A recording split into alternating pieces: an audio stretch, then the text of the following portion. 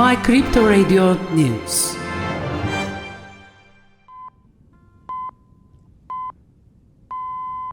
While crypto hacking events continued at full speed in 2023, Singapore-based crypto exchange Bitrue was hacked today. While it was stated that hackers stole about $23 million in crypto money, an official statement came from the stock market. While it was reported that one of the exchange hot wallets was hacked, it was written that its wallet constitutes only 5% of Bitrue's total assets. The statement also noted that due to security measures, the shootings were temporarily suspended until April 18. While it was stated that there were no security problems in other wallets, it was stated that the losses of the customer affected by the attack will be compensated 100%.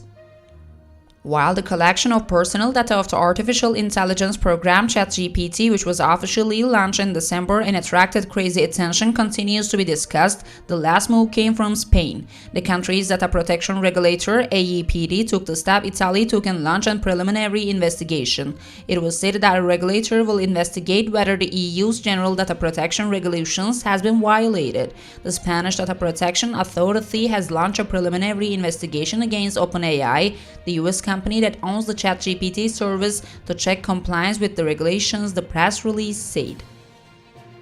Police caught and detained a suspect in connection with the murder of Cash App co-founder Bob Lee, who was barbarously stabbed to death in San Francisco while marching last week. The suspect's identity was surprising. Nima Momani, 38, was detained yesterday as the murderer of 43-year-old Bob Lee, who was brutally and multiple times stabbed to death on April 4. Momani, who was found to live in the Emeryville area very close to San Francisco, where Lee was killed, is seen to be owner of a technology company when looking at his LinkedIn profile. The company, called Expand IT, promotes itself as a technology and software security firm while providing support to some startups and people interested in finance in the region. According to reports in the US media, Momani was detained by the police yesterday at 9 a.m. local time and is currently in detention. No other details on the subject are shared. Members of the U.S. House of Representatives Patrick McHenry and Bill Huizenga wrote a letter to Jerry Gensler, chairman of the U.S. Securities and Exchange Commission. The letter called on the SEC chairman, who allegedly failed to brief on the charge against FTX CEO Sam Bankman-Fried.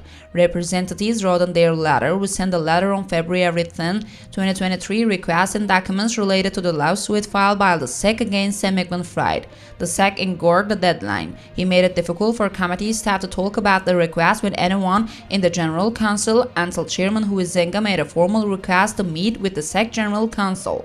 Since then, none of the requested documents have been obtained in the interviews at the personal level. Expressions were used." Finally, it is reported that they expect the staff advisory not to be submitted promptly, and it condensed from along with all other information obtained by 17 on 17 April. Representatives note that if the requested information is not provided, the committee may consider taking coercive measures if necessary to obtain such information.